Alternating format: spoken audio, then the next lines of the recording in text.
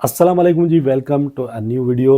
आज की वीडियो ख़ास है, ख़ास करके उन लोगों के लिए जो यूएई में रहते हैं और बारिशों की वजह से जिनका लॉस हुआ है। बहुत सारे ऐसे लोग हैं जिनकी शॉप्स थी, शॉप्स के अंदर पानी गया, उनका सामान ख़राब हो गया।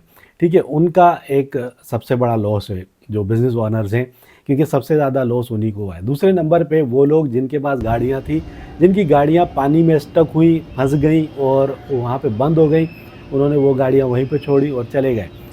वाटर डैमेज हुई गाड़ियाँ, वाटर डैमेज मतलब पानी की वजह से उनकी गाड़ियाँ ख़राब हो गई। दूसरे नंबर पे सबसे बड़ा नुकसान उन लोगों के, ठीक है, अब उन गाड़ियों का होगा क्या? क्या उनको इंश्योरेंस मिलेगी, नहीं मिलेगी? अगर मिलेगी तो कैसे मिलेगी? किस तरीके से क्लेम कर सकते हैं?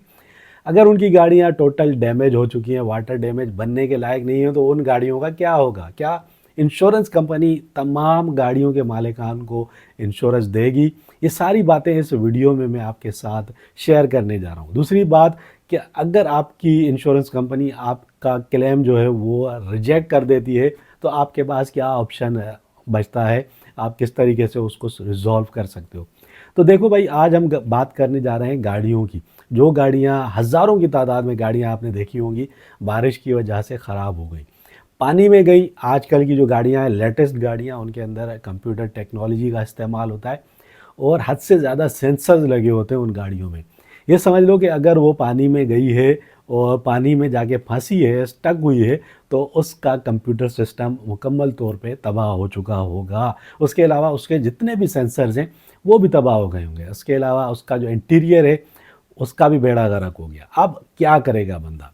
अब ऐसे लोग जिन्होंने फुल इंश्योरेंस ली हुई है, जिनके पास अपनी गाड़ी की फुल इंश्योरेंस है, उनका क्लेम तो हो सकता है अप्रूव हो जाए इजीली, लेकिन वो लोग जिनके पास फुल इंश्योरेंस नहीं है, उनके लिए बहुत ज़्यादा प्रॉब्लम है।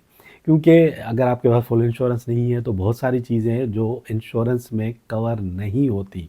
उसमें इंटीरियर भी आपका आ जाता है। इसके अलावा जो नेचुरल डिज़ास्टर्स होते हैं उसकी वजह से अगर आपकी गाड़ी ख़राब होती है, तो ये चीज़ भी उस इंश्योरेंस में इंक्लूड नहीं होती। अब आपने क्या करना है कि अपनी अपनी इंश्योरेंस पॉलिसी को अच्छे से पढ़ना है कि आपके पास फुल इंश्योरेंस है, नहीं है। उसके बाद आपके पास डॉक्यूमेंट्स पूरे होने चाहिए आपकी गाड़ी के, ठीक है। उसके अलावा आपने पुलिस से एक सर्टिफिकेट लेना है। आपने अपनी गाड़ी की पिक्चर्स लेनी है, जहाँ जहाँ से वो डैमेज है, कौन सा पार्ट उसका ख़राब हुआ होगा, आपको क्या लगता है, उन सब चीज़ों की पिक्चर्स लेके आपने दुबई पुलिस के पास जाना है। अगर आप दुबई में रहते हो, किसी और स्टेट में हो, शारजा में हो, तो वहाँ के पुलिस डिपार्टमेंट के पास जाना है। उनसे एक लेटर ले लेना है। लेटर कौन सा होगा? लेटर होगा to whom it may concern. अगर आप दुबई में रहते हो तो दुबई पुलिस की वेबसाइट पे जाओ, वहाँ पे आपको ये ऑप्शन मिल जाता है। ऐप अगर आप डाउनलोड कर लेते हो, उस पर अपना अकाउंट बनाते हो, तो उसमें भी आपको to whom it may concern वाला लेटर मिल जाता है। तस्वीरें आपके पास होनी चाहिए, गाड़ी की डिटेल आपके पास होनी चाहिए।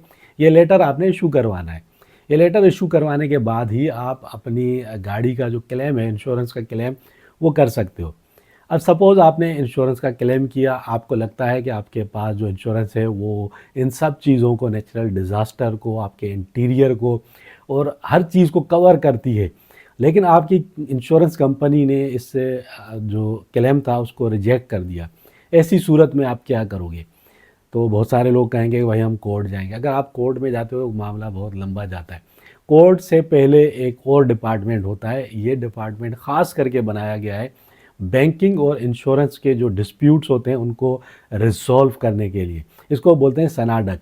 सनाडक आप लिख के सर्च करोगे गूगल के ऊपर, तो उसकी वेबसाइट भी आ जाएगी और उसकी ऐप भी है। उसके ऊपर जाके आप कंप्लेन दर्ज करवा सकते हो कि भाई मैंने इस इंश्योरेंस कंपनी से अपनी गाड़ी इंश्योर करवाई थी, अब मेरी गाड़ी वाटर डैमेज हो चुकी है, लेकिन मैंने जब क्लेम किया इंश्योरेंस कंपनी में, तो कंपनी ने उसको रिजेक्ट कर दिया। रिजेक्ट कर दिया, अब इस डिस्प्यूट को, इस मामले को आप रिजॉल्व करें।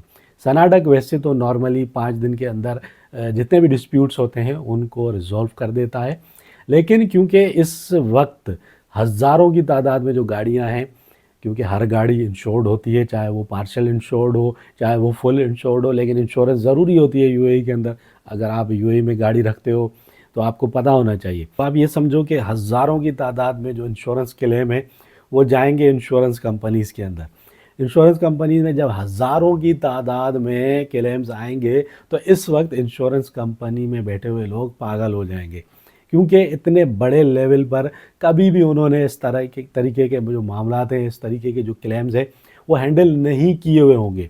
इसमें बहुत सारे क्लेम्स को रिजेक्ट किया जाएगा, कुछ गलती से भी रिजेक्ट किए जाएंगे, कुछ जानबूझकर रिजेक्ट किए जाएंगे और कुछ को रिज़ॉल्व कर दिया जाएगा। ठीक है, क्योंकि हज़ारों की तादाद में जब इंश्योरेंस कंपनी के पास क्लेम्स जाएंगे तो ये समझ लो कि सबसे बड़ा नुकसान जो है वो इंश्योरेंस कंपनीज़ को बर्दाश्त करना पड़ेगा, क्योंकि लाखों रुपए, लाखों दरहम जो है वो पे करने पड़ेंगे इंश्योरेंस कंपनीज़ को गाड़ियों की रिस्टोरेशन के लिए, लाखों बल्कि करोड़ों दरहम जो है वो पे करने पड़ेंगे। तो इतने बड़े लेवल पर कोई भी कंपनी नहीं चाहेगी कि वो पैसा पे करे। ठीक है, तो ये डिस्प्यूट्स ज़रूर आएंगे और इसको रिज़ॉल्व करने के लिए आप सनाडक पे जाएंगे और अपना जो केस है वो फ़ाइल करेंगे, अपनी कंप्लेंट फ़ाइल करेंगे। हो सकता है आपको क्लेम मिल जाए इंश्योरेंस का और आपका जो भी प्रॉब्लम है वो रिज़ॉल्व हो जाए। तो बहुत सारे लोग इस वक्त सफ़र कर रहे हैं जिनको ये सारी प्रॉब्लम बर्दाश्त करनी पड़ी है यूएई के अंदर। तो एक छोटी सी वीडियो थी जो मैंने आप लोगों के लिए बनाई। अगर वीडियो आपको अच्छी लगी है तो लाइक और शेयर ज़रूर कीजिए, चैनल को भी सब्सक्राइब कर दीजिए और मुझे दीजिए इजाज़त। अल्लाह हाफ़िज़।